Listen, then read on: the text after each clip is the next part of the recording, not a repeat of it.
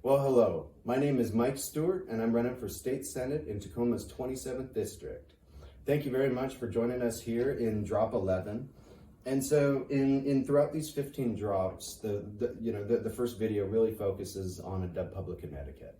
And what that means is just a way that we're going to attack the larger in a different manner.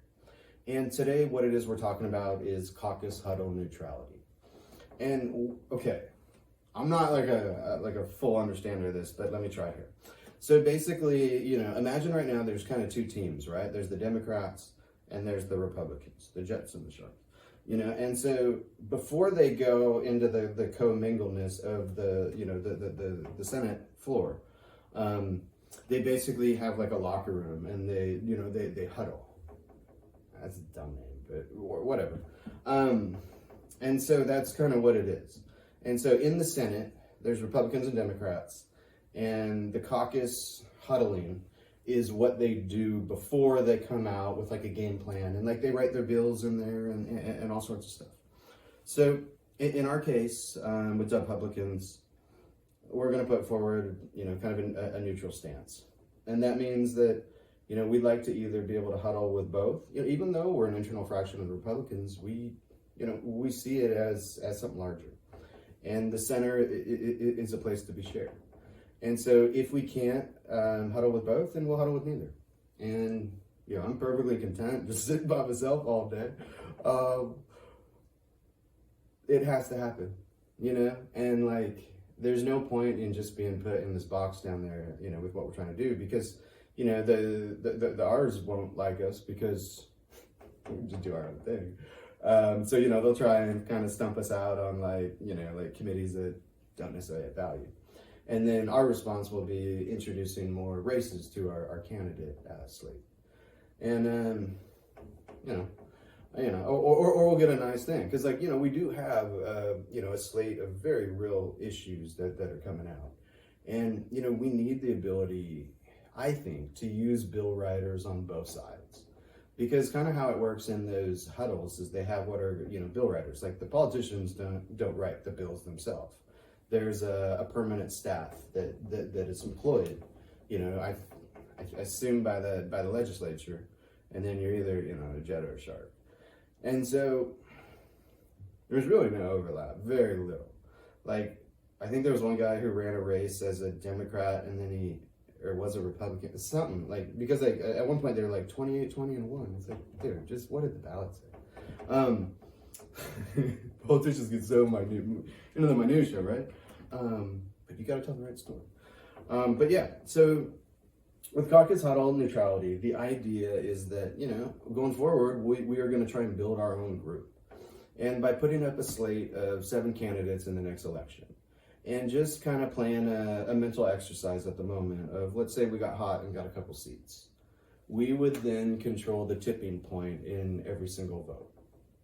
And what that means is, say there's, because it is going to tighten, like let's say it's 24 to 23 to 2, that's all you need. And so at that point, we would be able to be in a position to hopefully read, evaluate, process, think through every bill. We don't raise money, so we don't owe anything to, fiscal sources. No unions, no lobbyists. I mean, we can talk to whoever, but we don't take money and we don't do favors. We put our own agenda on the table, and if people wish to follow it, we hope so. If people see our agenda as something to monetize on their behalf, we're not in your world. We control our content, we control our focus. We're really the star of our own show. And if we end up folding into just one party's caucus, then we're no better than what we're chasing.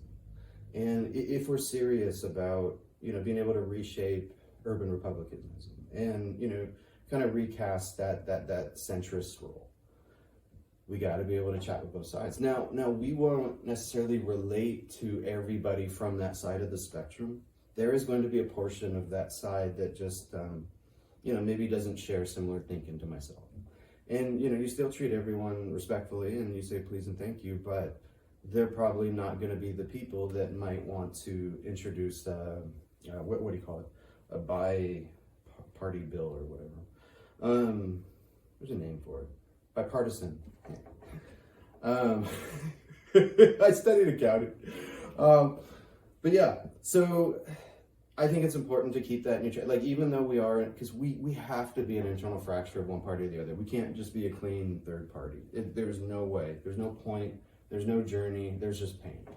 And so by doing it this way, we are taking on the journey in a different manner. And where the end destination of this journey is, we put Republican candidates on state Senate slate. Hopefully it's even greater than those 7 races. But, it's probably gonna, I've targeted 2024, it might be 2026. It's just a matter of, do we want to do it? And, I think it's gonna take a while to find some momentum in this process because, we are so grassroots.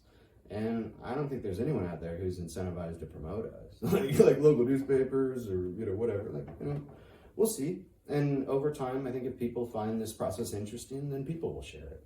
And if we aren't starting that way, then, then we're doing it the other way, which is also the way that we've kind of vowed not to do it. And so, we just got to go. We got to, fight our own fight. We're going to fall. We're going to bleed. The only thing that really matters is we get up and we finish the journey. And that means 75 issues, 15 etiquettes, but also, wherever the race takes us and wherever our exit or, victory lap, begins and ends. Just compete as hard as we can until the end. And do it the right way, and then, hopefully exit gracefully and, reassess what life is on November 9th, right? But yeah, so with Caucus Huddle Neutrality and kind of wrapping up this etiquette, this is just something that people who come into our, come into this process and want to, engage our philosophy. It's not a this or that. Some of these core issues, these core etiquettes aren't exactly negotiable. They're, because we can't have people just all over the map. And, everything we do, it has to be unified. It has to be in lockstep because there's so much power to controlling 2 or 3 or 4 seats in the state Senate. So there can be no waste. And so on that note, we are going to wrap up. I'm just going to go with it. But yeah, so wrapping up Caucus Huddle Neutrality. Thank you very much for joining us. Remember to like and share.